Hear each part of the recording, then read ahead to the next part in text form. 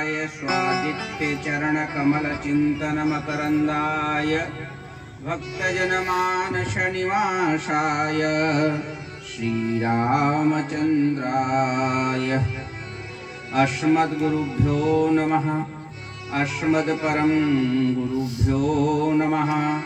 श्री सरस्वती नमः। श्री हनुमते नमः। श्री सीतारामचंद्राय नमः। श्री गोस्वामी तुलसीदासाय नमः। रामं रामानुजं सीतां भरतं भरतानुजं सुग्रीवं वायुसूनुं च प्रणमामि पुनः पुनः। लोकाभिरामं रणरङ्गधीरं राजीवनेत्रं रघुवंशनाथं कारुण्यरूपं करुणाकरं तं श्रीरामचन्द्रं शरणं प्रपद्ये। अतुलितबलधामं हेमशैलावदेहं दनुजवनकृशानुं ज्ञानिनामाग्रगण्यं सकलगुणनिधानं वानराणामधीशं रघुपतिप्रियभक्तं वातजातं नमामि।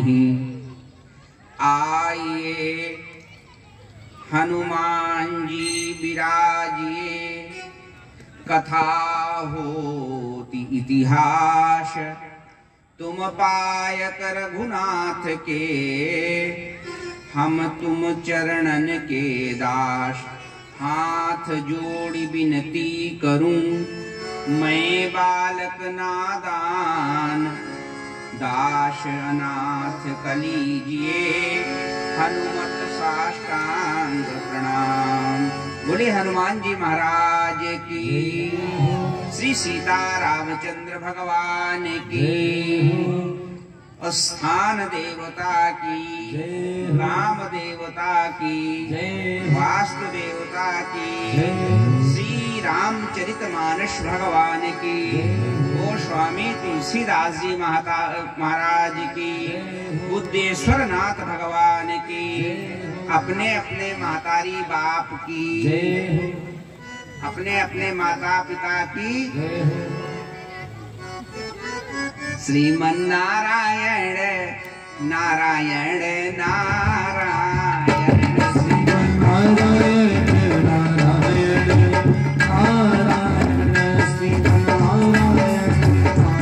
नारायण नारायण, श्रीमन्नारायण नारायण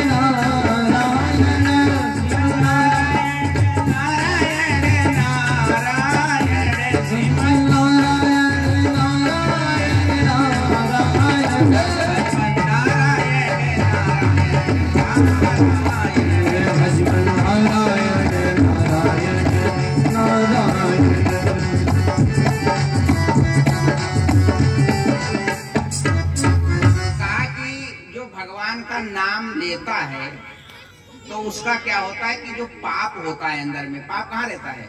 हमारे मन के अंदर रहता है। तो जब भगवान का हम नाम लेते हैं तो पाप निकल जाता है। तो कहाँ निकल के जाता कहाँ है भाई? पाप निकलेगा तो कहीं कहीं जाएगा ना। तो कहा जो नहीं बोल रहता है उसके ऊपर बैठ जाता है। इसे पाप हमारा निकलेगा और मान लो हमारा पड़ोसी नहीं बोल रहा है तो पाप कहाँ जाएगा? दूर थोड़ा चला जाएगा। वो यहाँ से लेकर के कहीं बुद्धेश्वर या दुबग्गा नहीं जाएगा। जो नहीं बोल रहा होगा उसी के सर पे बैठ जाएगा।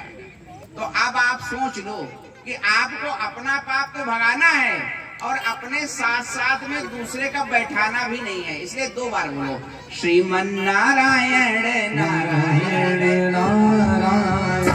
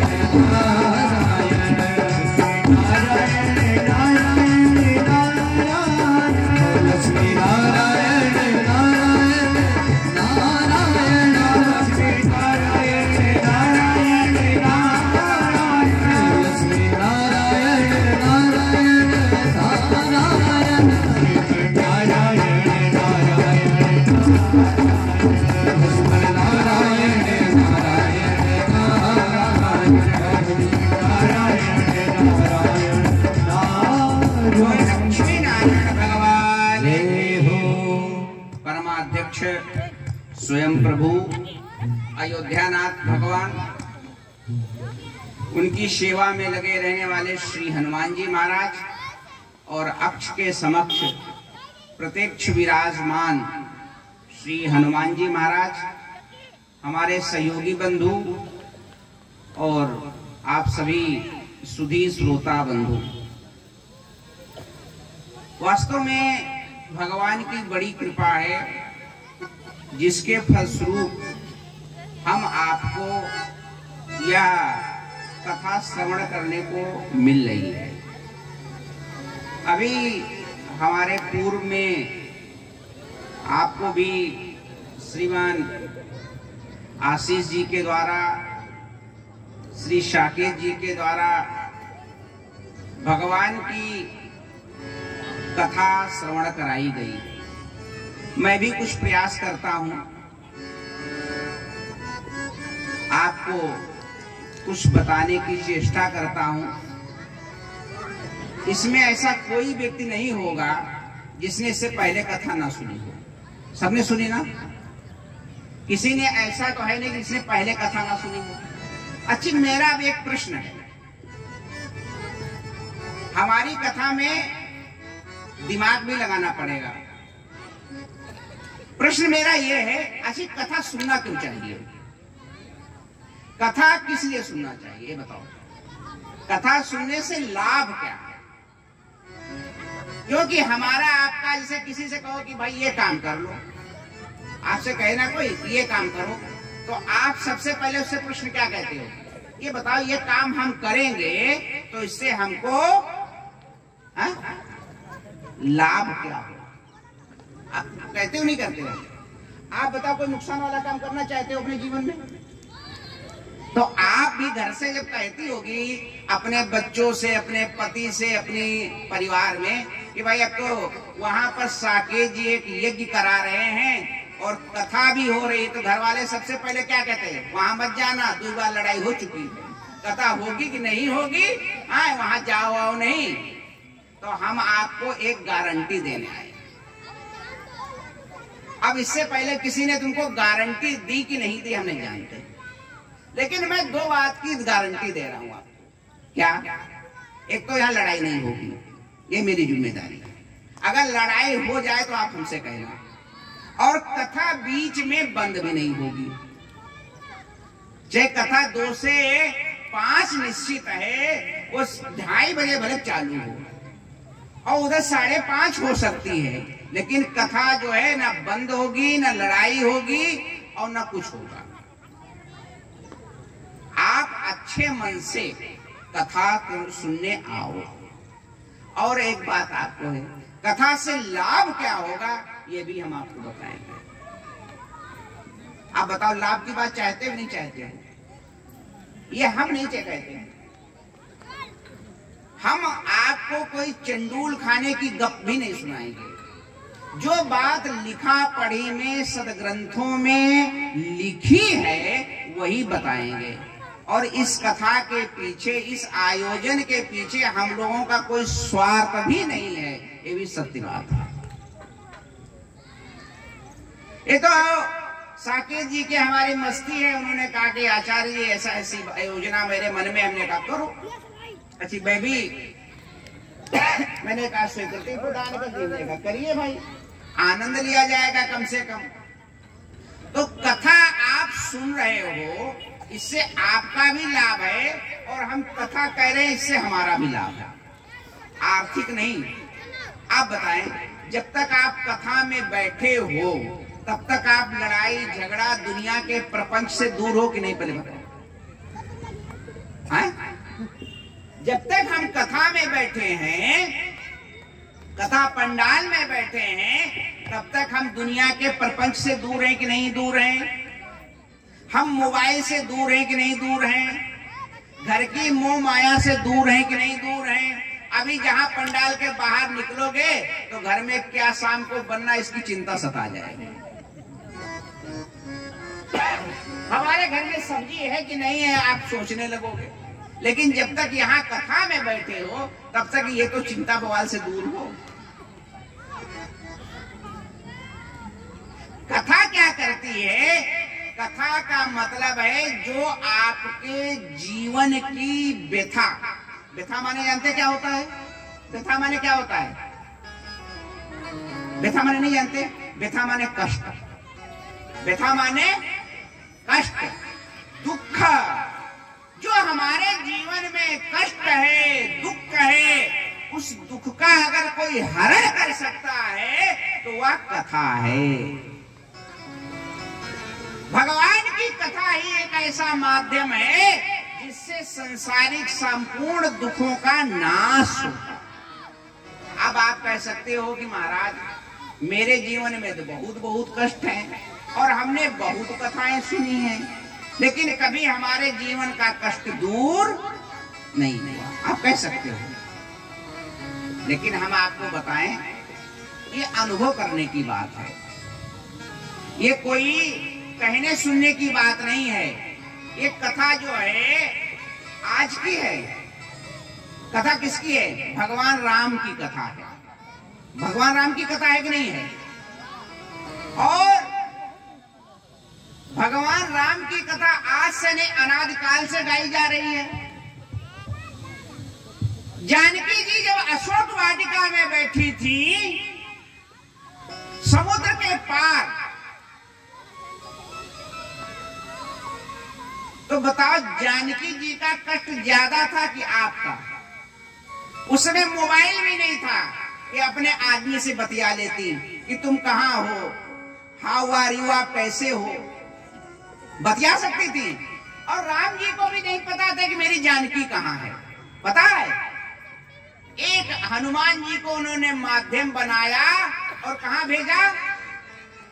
है? लंका में भेजा। आप सब जानती हो, लंका में हनुमान जी गए तो जानकी जी कैसे बैठी थी? हंस रही थी, प्रसन्न थी। उनका शरीर कैसे हो गया था? कैसा शरीर था? कृषित अनुशीस जटा एक वेनी, यानी कि शरीर कैसा है? वो कृषिकाय हो गया है, दुबला पतला है। जानकी जी कुछ खाती थी, कुछ पीती थी? कुछ नहीं खाती थी ना कुछ पीती थी। ऐसे और राक्षस लोग उनको सताते रहते थे, चारों तरफ से राक्षस घेर के रखते थे कि नहीं घर रखते थे। ऐसे राक्षसों के बीच में पराम्बा भगवती जानकी दुख के कष्ट से व्याकुल है, संतृप्त है। उन जानकी से ज्यादा हमारे आपके जीवन में दुख है क्या? नहीं है ना। जिसके पति का नहीं पता है यहाँ जीवित रहेंगे कि मरेंगे, अयोध्या वापस जाएंगे कि नहीं जाएंगे, इतना बड़ा जिनके मन में संदेह है, कष्ट है, दुख है, पीड़ा है, तो कौन गया उनके पास में? हनुमान जी गए ना। हनुमान जी जब उनके पास में गए तो हनुमान जी ने जानकी जी के दुख को हरण करने के लिए क्या सुनाया, बताओ क्या कहा? कथा ही तो सुनाई, क्या चौपाई है?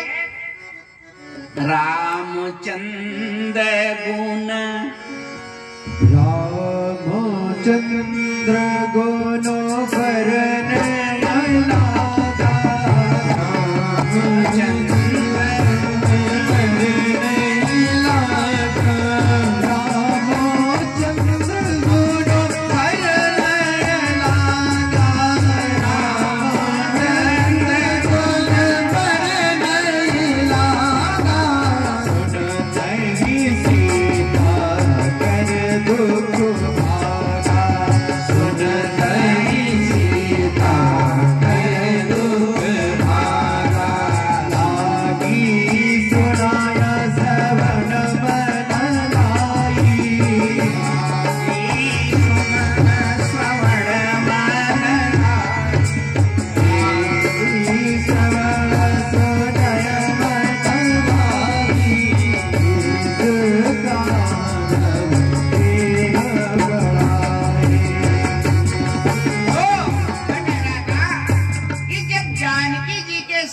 हनुमान जी ने क्या शुरू किया?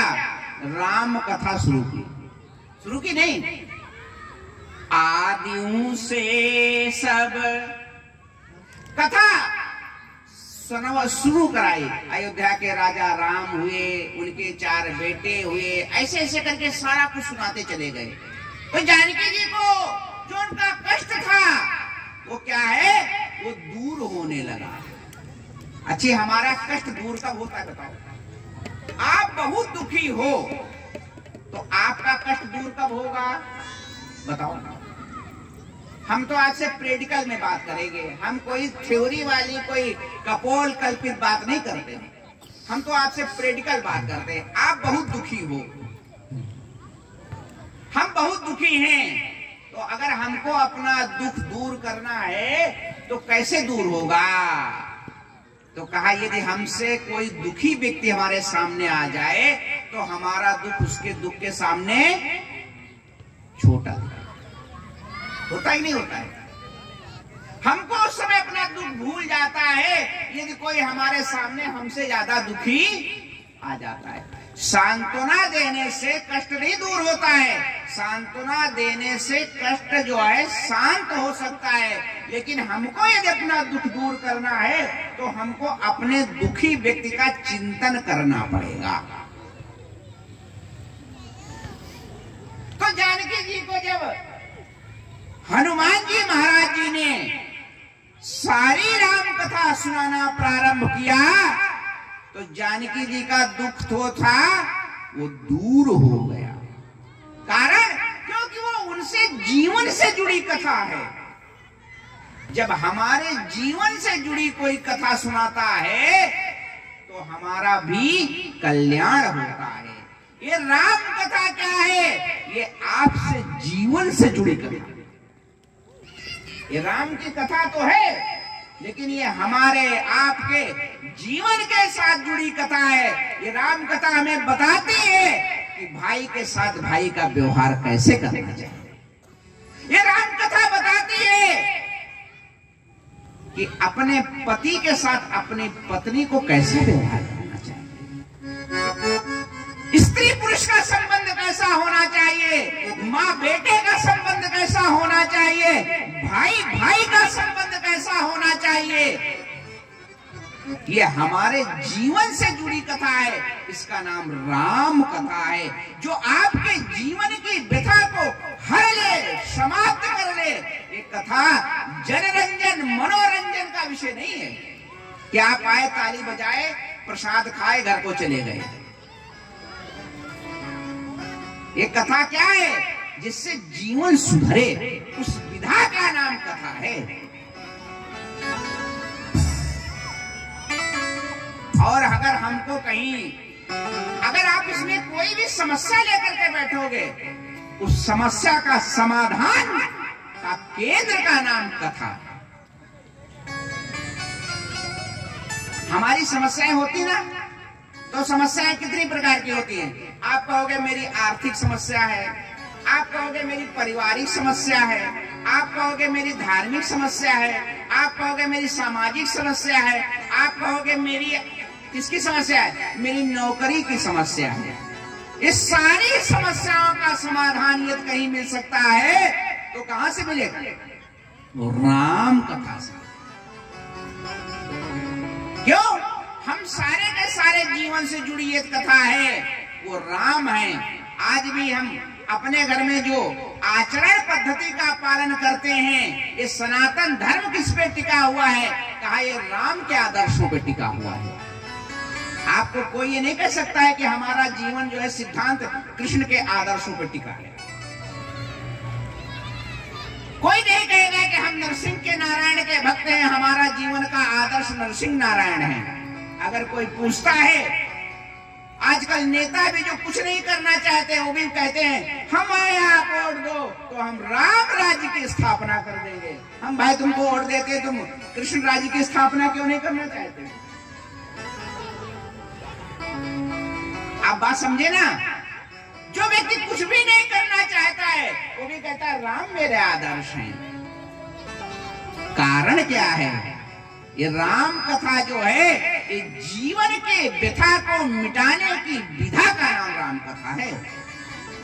इसलिए अपने घर में नित्य रामचरितमानस का पाठ करना प्रारंभ करो।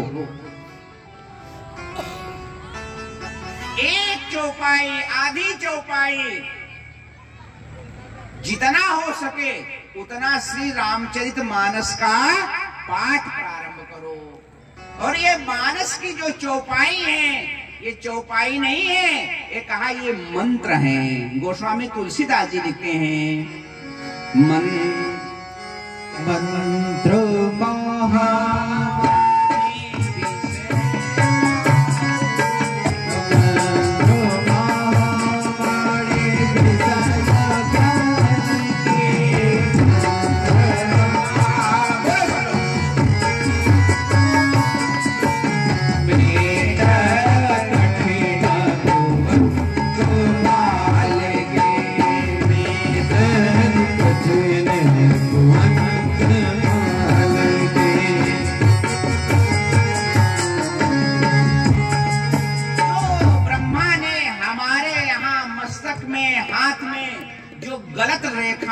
लिख दी हैं।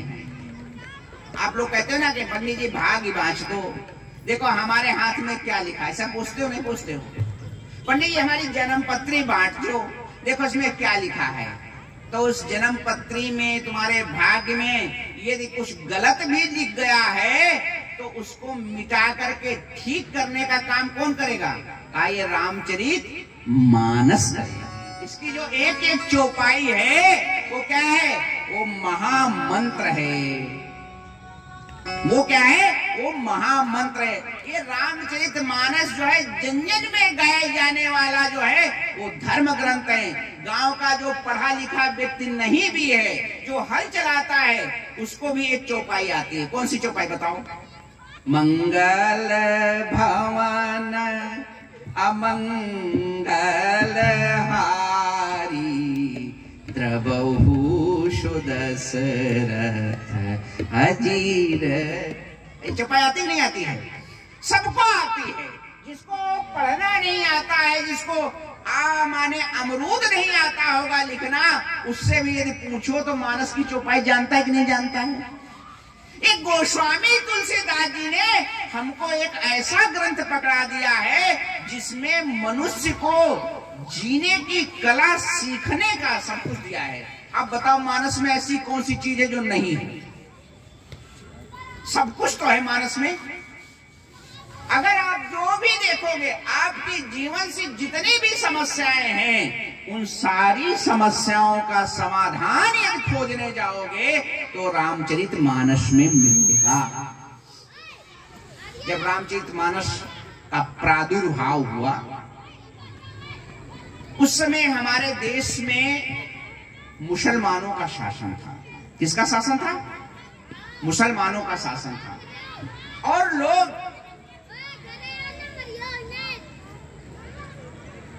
बहुत सनातन धर्म की अनेक प्रकार की जो है कष्ट थे। कोई कथा वार्ता नहीं करता था, क्योंकि रामचरितमानस से पहले जो राम कथा का गायन होता था वो किस रामायण से होता था? वो वाल्मीकि रामायण से होता था। किससे होता था? वाल्मीकि रामायण से होता था। तो वाल्मीकि रामायण संस्कृत में है और उसमें 24,000 श्लोक हैं। कितने? 24,000 श्लोक हैं वाल्मीकि रामायण में। और वो आदि काव्य है, उसको पंचम वेद कहा जाता है।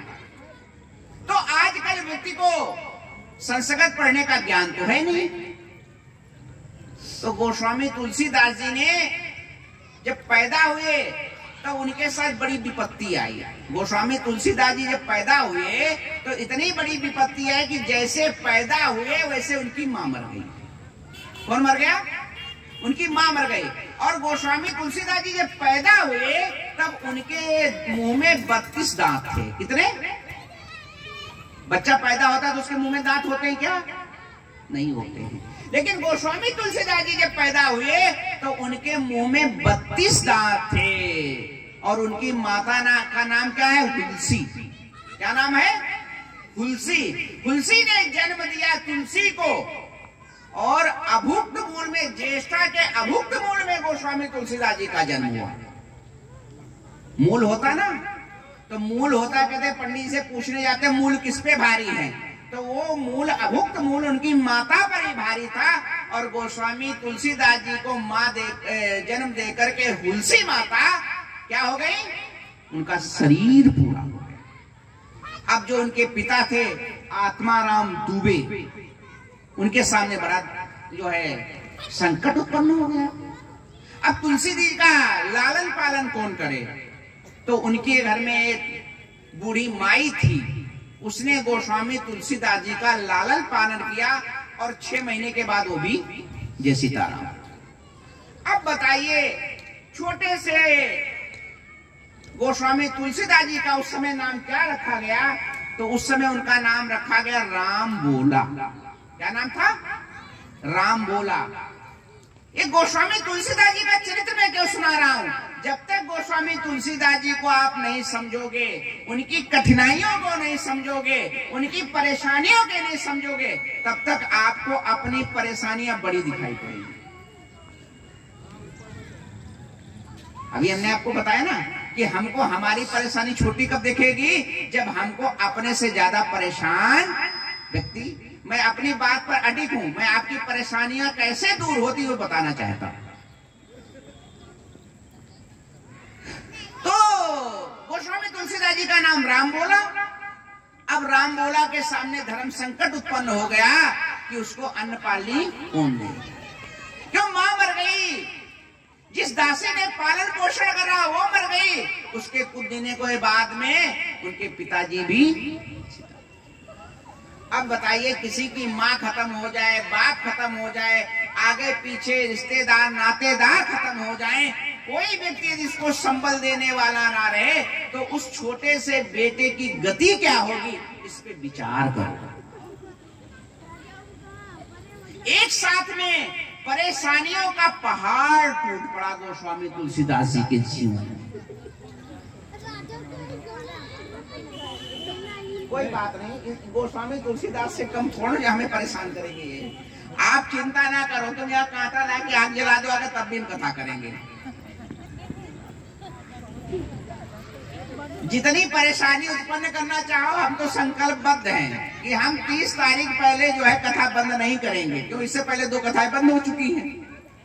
अब तुम आकर, अब भगवान ओला पत्थर भले गिरा दे तब कुछ नहीं कहा जा सकता, तब वहां बैठ के करेंगे। लेकिन 30 तारीख तक हम कथा बंद नहीं करेंगे। चाहे वॉलीबॉल वाले खेलना ना बंद करें और चाहे लड़के ना बंद करें, बत्ती चली जाएगा इसे सुनाएंगे, लेकिन कथा सुनाएंगे।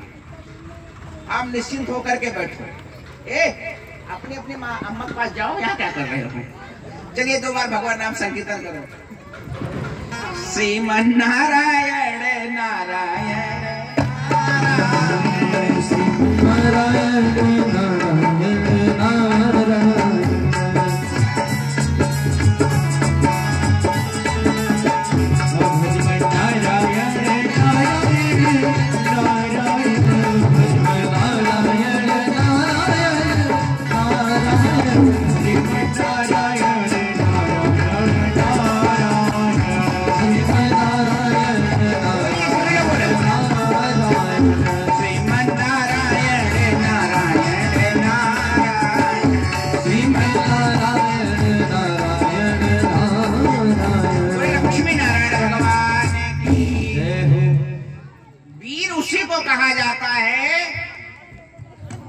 विपरीत परिस्थितियों में भी अपनी धैर्यता को बना करके अपने लक्ष्य को साधन करना है। विपरीत परिस्थितियों में भी कार्य करने का जिसको हुनर प्राप्त है